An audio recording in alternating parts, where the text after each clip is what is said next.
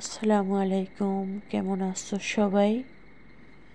আশা করছি আল্লাহর অশেষ রহমতে তোমরা সবাই অনেক বেশি ভালো আছো। আলহামদুলিল্লাহ, আমিও ভালো আছি। আজকে কোনো ভিডিও আপলোড করতে চাইছিলাম না, কিন্তু করতে হবে, কিছুই করার নাই। যেহেতু এই জায়গায় আসছি, নিয়মিত তো ভিডিও আপলোড করতেই হবে। আজকে একটা দুঃখের কথা, একটা কষ্টের কথা বলবো। কষ্টের কথা হলো, আমাদের যাদের বাবা মা আছে আর যাদের নাই তাদের তো নাই। আমরা যা কিছু করছি তা কিন্তু আমাদের সন্তানরা দেখছে। আর আমরা যখন বয়স হইবে তখন কিন্তু আমরা এখন বাবা মার সাথে যা করছি বা যা করতে আসি, এগুলো কিন্তু আমাদের সাথে হবে। এতে মোটেও ভুল নেই। আল্লাহর কোরআন, রসুল হাদিস। কিছু কিছু ভিডিও দেখি এত ভালো লাগে, আর কিছু কিছু বাস্তব কাহিনী দেখি এত খারাপ লাগে, যা বলার মতো না। বেশি কিছু দূরে যাইতে চাই না। আমাদের সবার জনপ্রিয় একটা আপু ভাইয়া, টানুমানু ব্লগের, আমার দেখলে কলিজারা ঠান্ডা হয়ে যায়। যে এইরকম সন্তান যেন ঘরে ঘরে হয়, আমি ভিডিওতে দেখতে চাই না, আমি সব সময় অল লাইফে দেখতে চাই এরকম বাবা মা জানি ভালোবাসে সবাই।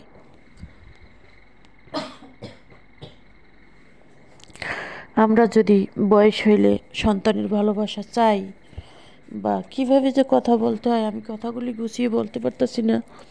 হয়তো বা আজকে খারাপ লাগতেছে, ভালো লাগতেছে না। আজকে সন্তান, তুমি কোটি কোটি টাকার মালিক, তোমার টাকার অভাব নাই, কিছুর অভাব নাই। আজ বাবা কষ্ট করে, বাবার দিকে ফিরেও তাকাও না। আজকে 3 বেলার জায়গায় 6 বেলা খাও, আর বাবা 1 বেলা খাইছে কিনা তাকাইয়াও দেখো না। এমনও দিন যাচ্ছে দেখছি বাবারা কীরকম কষ্ট করছে। বাবা 3 বেলায় 1 বেলা মাংস পায় না, বা মাসে বছরে 1 দিন মাংস পায় না, তুমি প্রতি বেলায় মাংস খাও। এরকমও কাহিনী দেখি, চোখের সামনে দেখা যাচ্ছে, শোনা যাচ্ছে। কিন্তু আমি তাদের উদ্দেশ্যে একটা কথাই বলি, ভাই আর বোন নাই, সবার কাছে, সবার জন্যই কথাটা।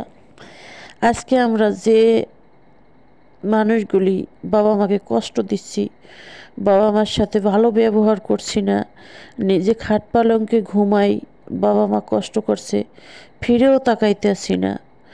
কাবা শরীফের যদি গিলাফ ধরেও কান্না করো, কোনো ফায়দা নাই। নামাজ পড়তে পড়তে কপালে দাগ পড়িয়ে যাক, কোনো সমস্যা নাই। কিন্তু আল্লাহ দোয়া কবুল করবে কি না আমি জানি না। আমি আল্লাহর কোরআনের আর রসুলের হাদিসের যতটুকু শুনছি, কোনো ফায়দা হবে না। আজকে তুমি নিজে যে ব্যবহার চরিত্রগুলো করছো, তোমার সন্তান সেগুলো দেখছে, আর ইনশাল্লাহ সেগুলো একদিন ফেরত পাবে। কোনো সন্দেহ নাই। মশলা আছে জানা, বাকি আছে মানা। শুধু জানলে হবে না।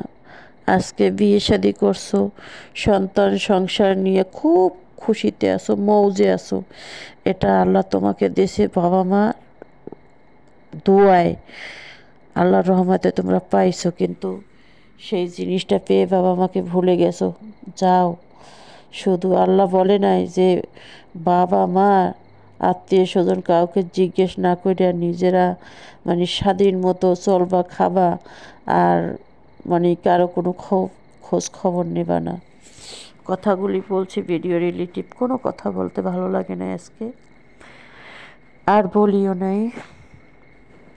এগুলি হচ্ছে ডাটা শাক আনছিল খালাম্মা কিনা, এগুলি বেশিগুলো পেঁয়াজ রসুন দিয়ে এগুলি ভাজি করতেছি।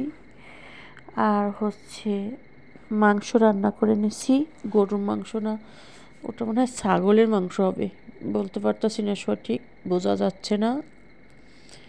যাই হোক, আর কি বলবো, ভালো লাগে না। কিছু কিছু দৃশ্য দেখি, কানে শুনি, ভালো লাগে না, খুব খারাপ লাগে। আহারে, বাবা মা কত কষ্ট করে আমাদের পৃথিবীতে এনেছে, সেই বাবা মাকে বেমালুম ভুলে গেছি, চিনি না বাবা মাকে। নিজেরা কত আনন্দ আর উৎসব ফুর্তি করছি, খাবার দাবার খাচ্ছি, বাবা মা না খেয়ে মরছে। কি অবস্থা! এরকম হাজারো সত্য ঘটনা চোখের সামনে দেখি, কিন্তু বলা হয় না, বলতে পারি না, অনেক কথাই বলার থাকে। যাই হোক, সবাই সবার জন্য দোয়া করা হবে, দোয়া করবে। সবাই ভালো থাকবে, সুস্থ থাকবে। আল্লাহ হাফিজ।